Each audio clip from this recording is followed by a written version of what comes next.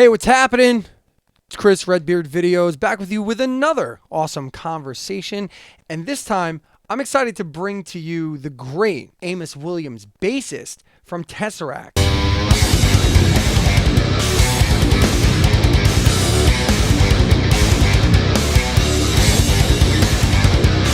TesseracT is a phenomenal prog metal band, been around about 10, 11 years now. They're putting out an incredible package that they're calling portables. Portables. They're porta potties. They're going to shit in a bucket for you and they're going to sell it to you for $75 a box. No, it's called Portals. They're putting out this phenomenal DVD, Blu-ray presentation of a concert they did back in, I think it was November or December, which was a pay-per-view stream type of thing. But now they've edited it up and they put it in, it's a box set. There's also going to be individual Blu-rays and streams and blah, blah, blah, the whole thing. But it's called Portals and it's going to be out at the end of August. And we talk about it at length here. So here's my conversation with the great Amos Williams, bassist from the band TesseracT.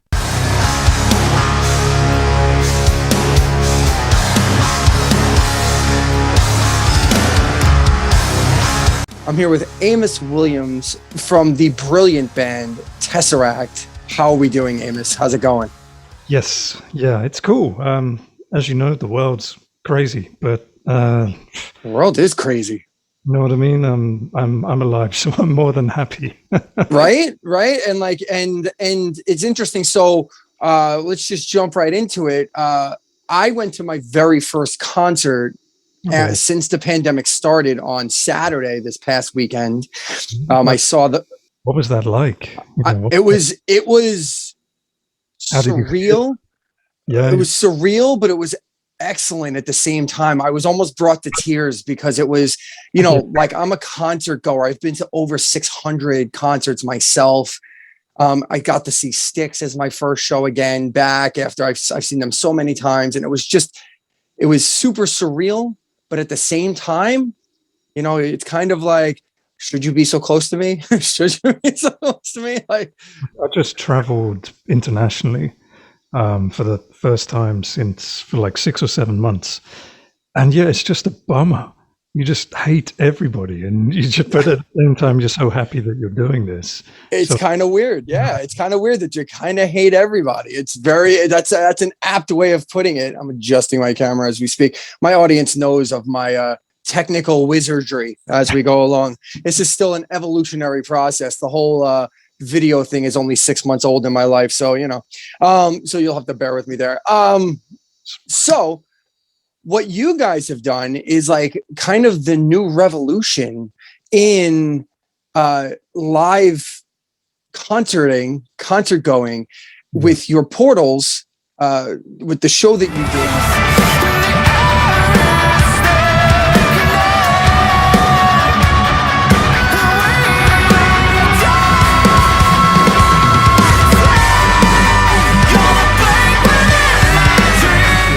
The show was actually done already, right? And like what you guys are promoting now is the actual release of it. Yeah, so we had like an online pay-per-view.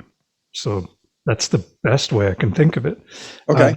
In December, I'm going to say, December 12th, something like that. So we recorded that back in the beginning of November. I think that's the right timeline, something like that. Maybe the middle of November was when we recorded it. So it was all filmed live, as you know, if you've spoken to Mike about it. And then we put it out as a stream on the middle of December. And now the record label is releasing the physical product, all the behind the scenes stuff, sort of all the product that you can go with it. And it's almost as big, if not bigger, than some of our album campaigns, which is crazy when you sit down and you look at everything that's there. But I think it's kind of makes sense because there was so much put into it. And it's almost like an evening with TesseracT. It's a compendium of the first 10 years. And it just kind of land right in the middle of this pandemic. So it was kind of strange, but yeah, it's kind of cool. I mean, I've seen lots of other bands do it. There's been some really, really exciting ones out there, like Behemoth made an incredibly dramatic and theatrical stream.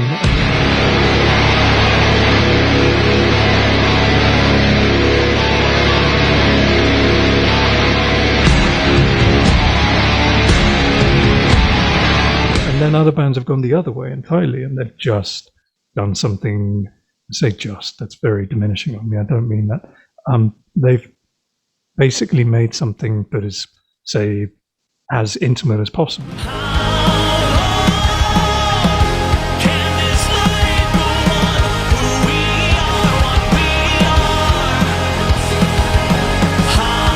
So it's been really interesting seeing how people have decided to express themselves through this new format. It's a fascinating thing, and it's one of those things that's here to stay. So it's going to be really interesting to see how it evolves. So it's interesting that you mentioned that, so that it's here to stay. So first and foremost, I will tell you that the portals thing was confusing, because it was confusing to me because it is so big, like the promotion and everything that's going into it. I thought you guys not only wrote a new album, some sort of conceptual thing, but you performed it live. And I was like, wow, that's super cool. But then I started to hear singles and stuff released from them. I'm like, wait a minute, I already know this song. What is this? And then, and I must have fell asleep and missed the original performance on it. You know what I mean? The pay-per-view. So, and it's interesting that you mentioned, which by the way, it's beautiful. Like the stuff I saw, you're right that a lot of people have done, a lot of artists have done really tremendous work. Devin Townsend has done some really interesting online streams. The Behemoth one that you mentioned, Dance Gavin Dance did one on like a bridge, like completely isolated, that was like shot in the round, but like it was very interesting. But yours is almost cinematic. Like it's something that I can't even I can't wait to see the whole thing. It's phenomenal. So I just want to say that first and foremost. We'll see it through.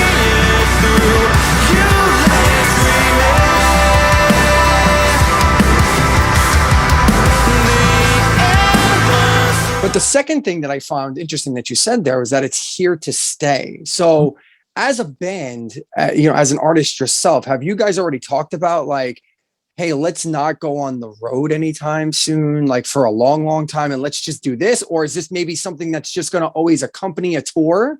Like, do you think you'll see it like, hey, for those who can't make it out to a show, we're going to do this at the end of the tour and put it out?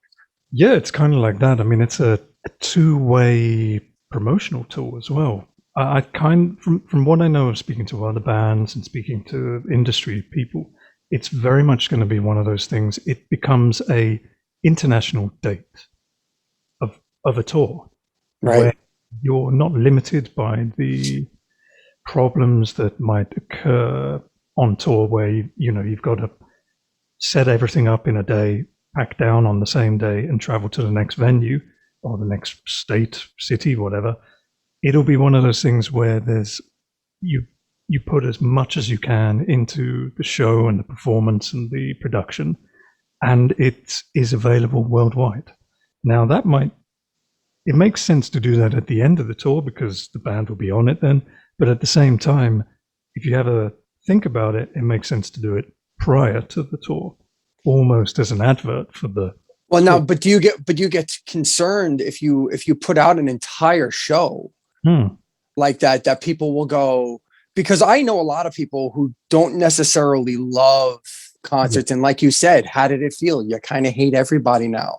So I know the idea to drive, and it's not to like, I need everybody's money and be grubby about it, but it's an economic boost, or vice versa. Like one of the biggest economic downfalls we saw here in America specifically was bars and clubs and the smaller venues.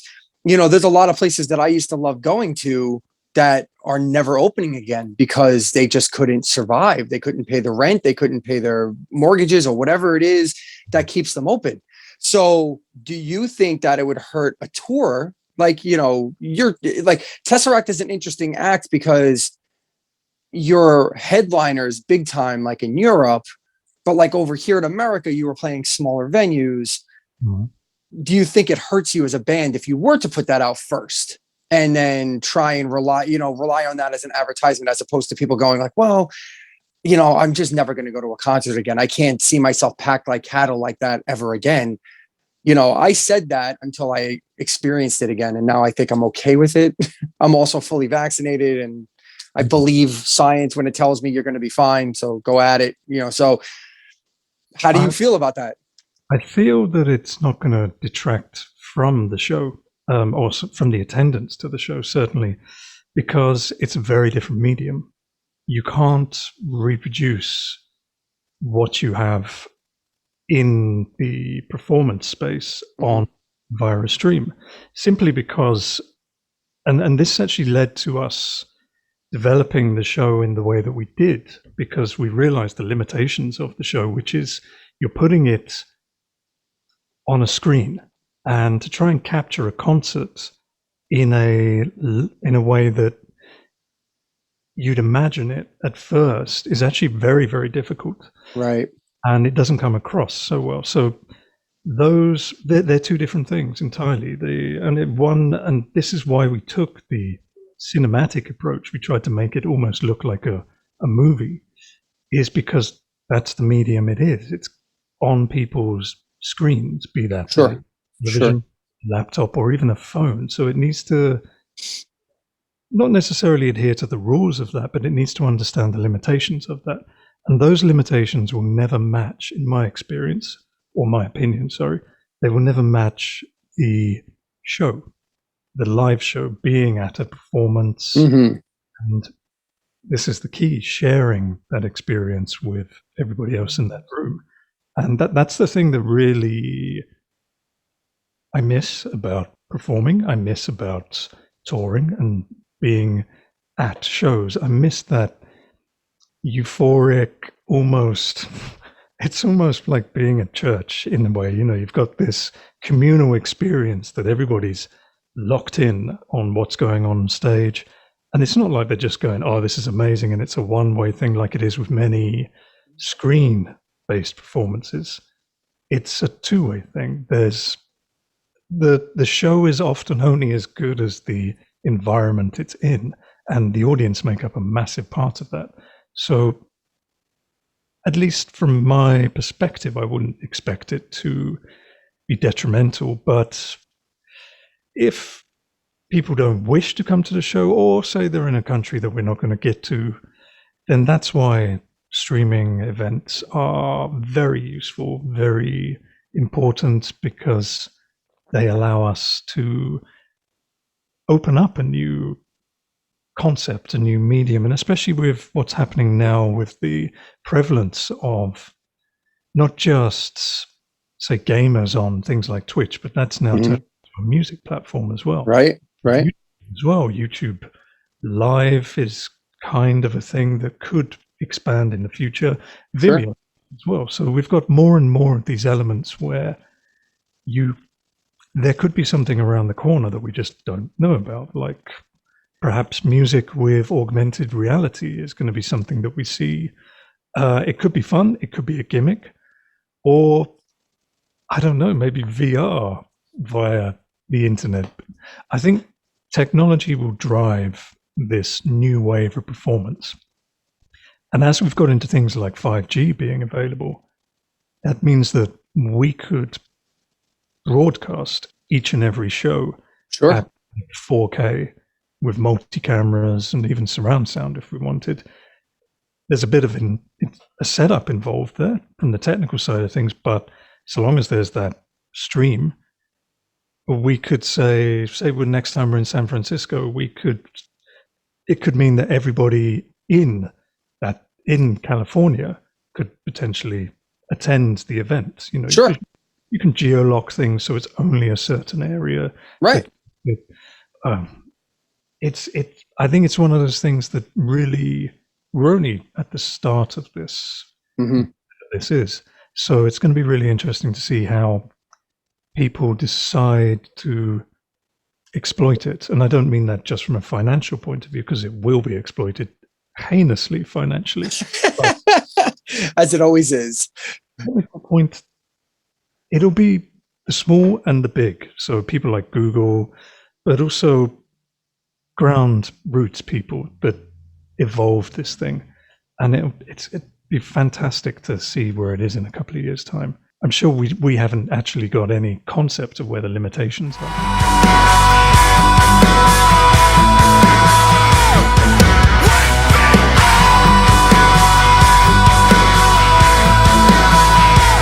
No, and I absolutely agree with you. And everybody, like, of course, the pandemic is a horrifying thing, and it was terrifying. It's terrifying to all corners of the earth. But sometimes, terrible things is the mother of necessity. It's the mother of invention. It's what creates things like this. And I agree with you. We're only at the beginning of it, and I don't think it's a detriment to live bands. I think it can only help to enhance an audience. I've always said that, we've been talking about the internet versus artists for a long time now, from streaming to download, torrents, BitTorrents, and stealing music and Napster and the whole thing. On one end, music is the smallest, most tight-knit community in the world, and also the most wide-reaching community in the world too at the same time. And you can make a ton of money on your own, and you can also be left out in the cold because record labels don't exist anymore. I mean, it's a whole new thing, just like the live streaming. I couldn't agree with you more there.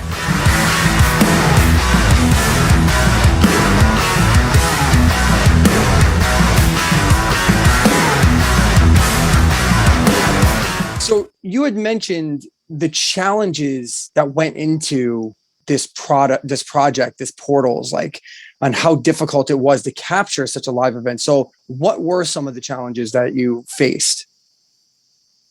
So let's put the pandemic aside, because that was the first roadblock to get around. But let's forget about the physical difficulties of doing it then. The reality is you need to get it right there and then, unless you've got a large amount of money and you can just go over and over things. But you need to have a large team of people all getting it right at the same time is definitely, it means you really have to rely on some skilled professionals.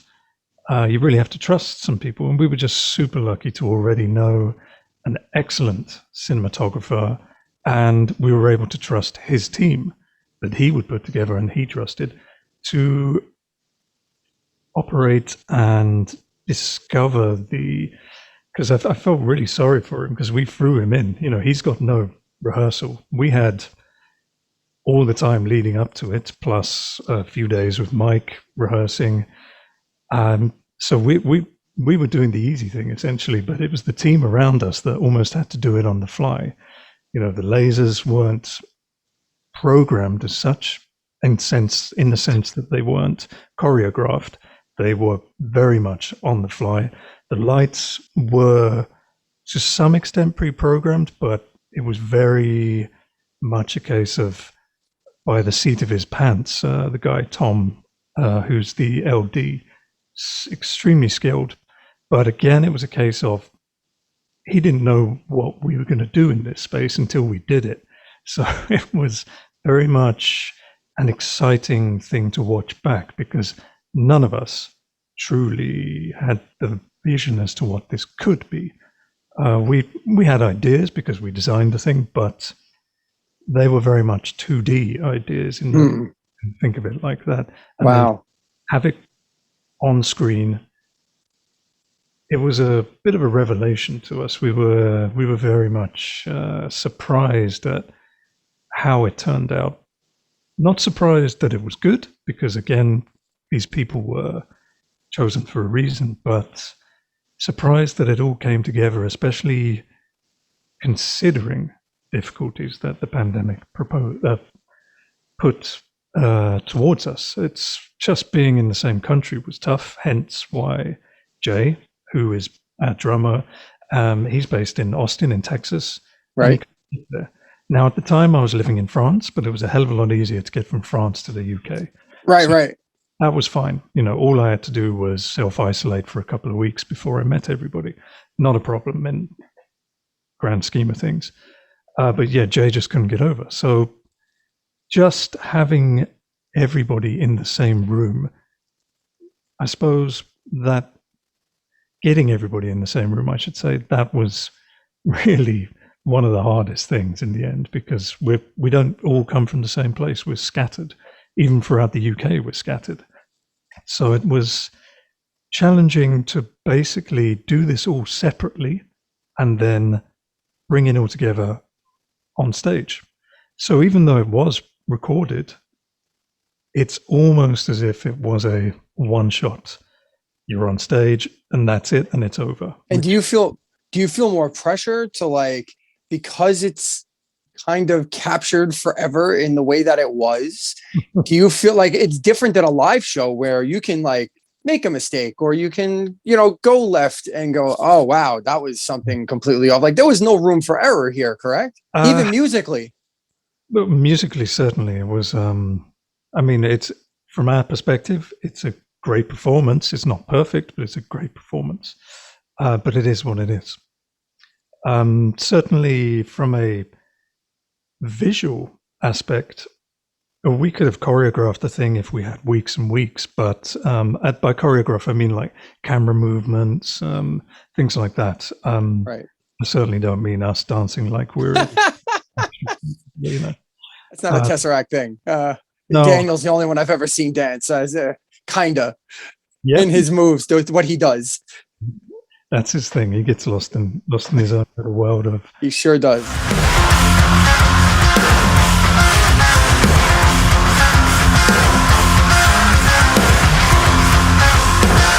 Being in a boy band, but no. We could have really narrowed this down and squeezed all the life out of it, but that's what I think is quite cool about Tesseract shows. There's a lot of preparation that allows us to kind of go with the chaos on stage. And trust me, there's chaos constantly. I really don't understand where it comes from, but there's always just this bizarre element of entropy that surrounds what Tesseract does. So although we're in control, it kind of sometimes feels like it could fall apart at any moment. Now, that's probably something that is only apparent to us. Right. I'm so happy that to the rest of the world, everything seems well-oiled and really... Oh, you guys are one of the tightest bands I've ever seen live. I'll tell you that. Like, it's cool. very, very technically sound every time I see you guys. I'm like, I've seen Tesseract live twice, and I don't mean to trash. I'm not in the game of trashing musicians. So I will just say that Daniel's performance was significantly better than Ash's, and I'll just leave it at that. But the music was spot both times. Like, both times you guys were just boom, like right there. It was fantastic. So I mean, I think it is just we tried to make the rehearsal space the same as the performance space. So by that I mean everything we're working with, it's essentially the same. And there's a scalability to our production that allows us to exist in that performance space, regardless of the size of it, be it a 10,000 capacity arena or a 150 cap club. It's right. To us, it sounds the same.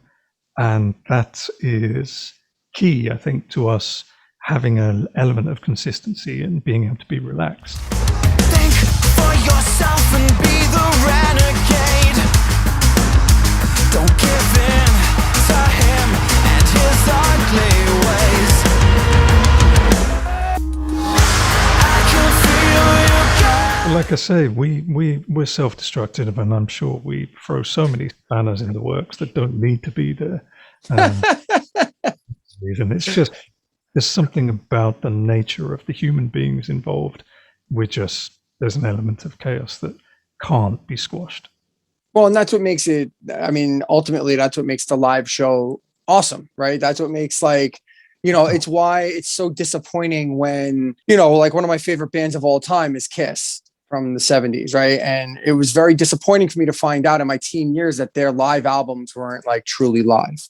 That there was a lot of doctoring that went on after the fact. And that was disappointing to hear. Like I did, and even though I've seen them live, I don't know, 25 times, and they were always great. I always liked them, but you notice a difference. You do notice a difference. So I guess the next question is, I know things in Europe from a pandemic standpoint is not necessarily phenomenal right now. It seems like everything's on a little bit of a backslide at this point. Even here in America, it's starting to feel like a little bit of a backslide. Like, I'm scheduled to go to another show on Thursday, and I'm a little not sure, going to see Between the Buried and Me, and a little excited about that one. But yeah,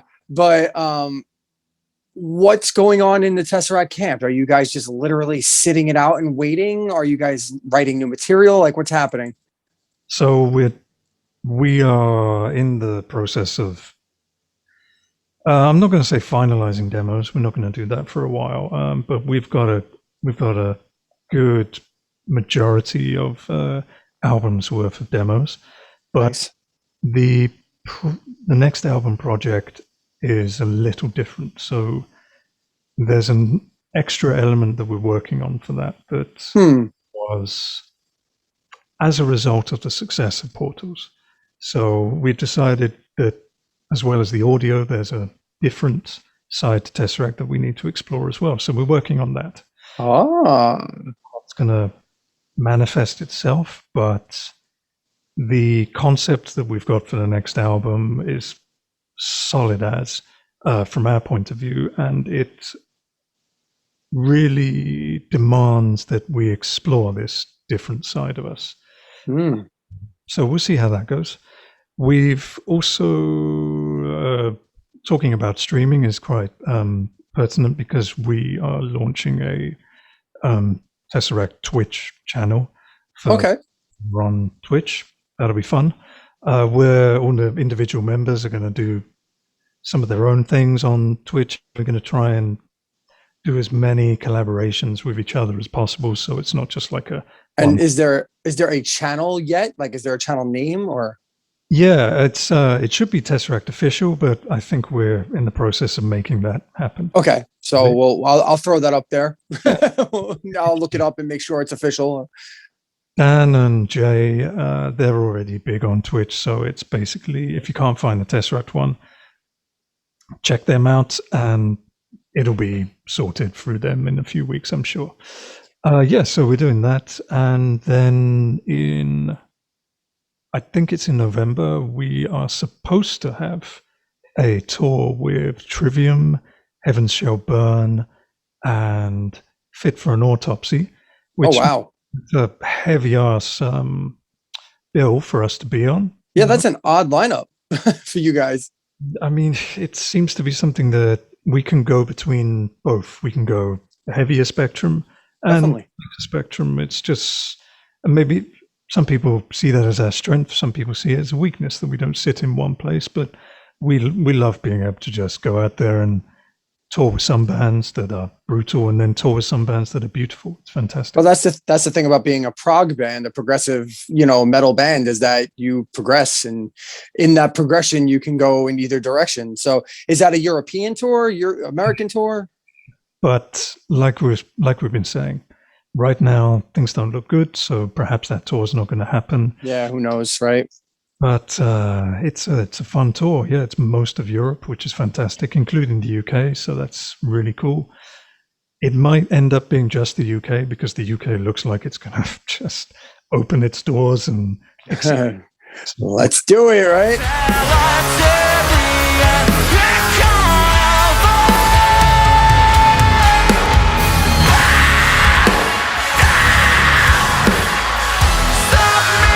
Have you found the entirety of like the pandemic? I've spoken to a bunch of people, artists, or I've actually heard somewhat positive results. Like, it's almost like how the environment got better in certain places because people stopped driving as much and planes weren't flying as much and boats weren't in the water as much. Like, animals started showing up and be like, oh, wow, this is clean again. Look at that. I've heard people's singing voices sound better. Music sounds crisper. Things sound like more like, Have you found that this little break has been welcomed or more frustrating, or just it is what it is and you're making the best of it? Like what is the answer for you and Tesseract as a band? I think for Tesseract as a whole, it's been very good because it's allowed us to put the brakes on at a point in our career where we really needed not a break, because we've not had a respite at all. We've worked super hard, which is, but it's given us the time to work hard because there's been no touring. We've had no commitments, and Right.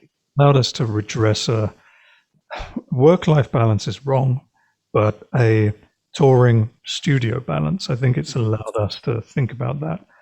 And as a result, there's been an element of creativity that had been almost put on the back burner.